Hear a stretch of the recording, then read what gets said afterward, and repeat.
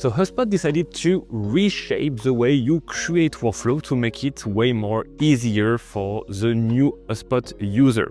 So it might be indeed easier to use, but the thing is, when you're used to the old way of creating workflow, it might be a bit confusing. So let's dig in together what's changed when you create a workflow in HubSpot. So the first thing you need to know is it's a beta that you can join, but if it's a beta, it means that soon enough it will be released globally in all portals. It's good that you get used to this new way of creating workflows the quickest possible. So if you already created workflows before, you remember that when you click on create workflow from scratch, normally you would have to choose the object of the workflow. So what kind of record will be enrolled in this workflow? And all this new update of HubSpot is based on this specific change. Now you don't choose the object of a workflow.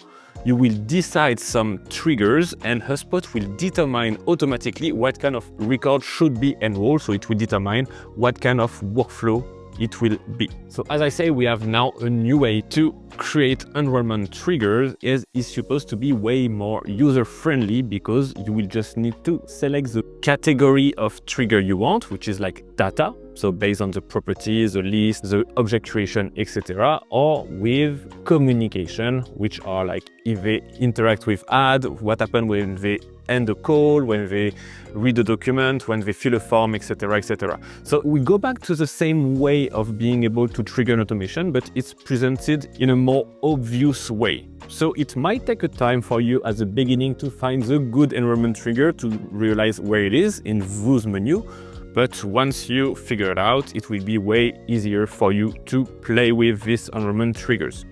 You can also, based on automation, like sequence events or workflow events, and you can even go into advanced mode if you have the HubSpot Operation Hub Pro. And you can decide to start from scratch by clicking on manual enrollment only, or on a schedule, you will be able to say, I want a contact to enroll annually every 1st of January at 12 a.m. Now I want to show you how HubSpot determine what object will be enrolled in this workflow. So either you want to play with filter conditions. So you will manually choose that you want it to be a contact, a company, or a deal workflow, let's say. I want my contact to get enrolled only if we know their phone number, for instance, and we go back to the old way of creating automation, is known, or we based it on interactions, like on specific events on our CRM, such as like form submission, email received, etc. And HubSpot will automatically determine the object of the workflow.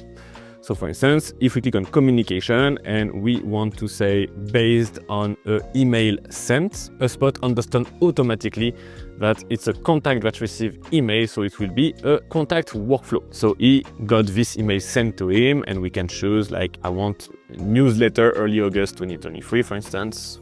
So now we have an event that will determine the trigger of our automation. So this time, every time a lead will get sent the email newsletter EN early August 2023, he will get enrolled in this workflow. A new thing, you can add filters on top of this action to reduce the number of people that will get enrolled in this automation, and you can do it by clicking on next. So first you will be able, if it's not forced, like for instance, when you send an email, it will be a contact workflow, but if you have possibilities between contact or company, you will be able to choose it here.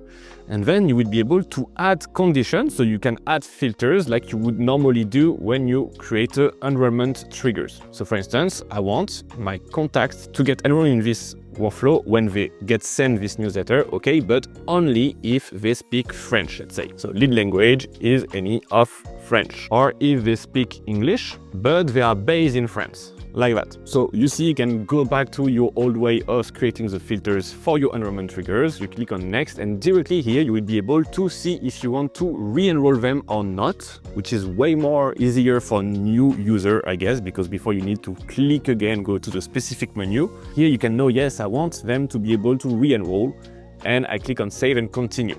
So that was a really seamless way to create workflows and determine the good object of the workflow. One thing I like about it is now you can easily mix a specific event. So I've got this email sent, and filter criteria, while before I think it was not possible, or it was not that much user-friendly to operate.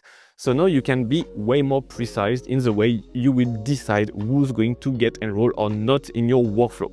Good thing about it is now that you determine this first enrollment trigger step, everything is back to normal. You will find the enrollment tab here. You can modify it by editing the criteria. You can click on enrollment to add the suppression list or not, and re-enrollment, you can go back to modify it like it was before. And when you click on save and you want to add a specific action, what do we realize? It's the same as before. So the only thing that really changed is the first time you will create enrollment triggers for a specific workflow. And one thing I discovered is that, okay, HubSpot will automatically determine that it's a contact workflow, but what happens if we delete everything? So I want to delete this event, and now it's like I'm starting from scratch from my enrollment triggers. When I click on here, oh, it just go back to the way it was before to create workflow. So you can go back to the event trigger enrollment or the filter criteria enrollment trigger. I guess it happens because it's a beta, so it's not perfect yet, but the idea is if you want to go back to the old way of making things, just do a random enrollment trigger and erase it. You will go back to the old menu. What we realize is that even though I deleted every single triggers, HubSpot still marked it as a contact workflow, and that will never change no matter what you do. So if you set up your first enrollment trigger and it happened to be a contact workflow, but you wanted a company workflow, you need to delete it and create a new one to make sure it's a company workflow. It was a quicker video than usual, but I think it's important to understand what happened with this new way of creating automation. I hope it was clear enough. If you have still some questions, don't hesitate to drop a comment below. If not, put a thumbs up and subscribe to the channel to make sure you don't miss any new videos. And if you want to know more about HubSpot workflows, you can access for free in the description below to my workflow box, which is a library of all the automation I presented on that channel that you can just easily replicate in your portal by following an action plan. It was Greg. I wish you a great week and see you next Wednesday.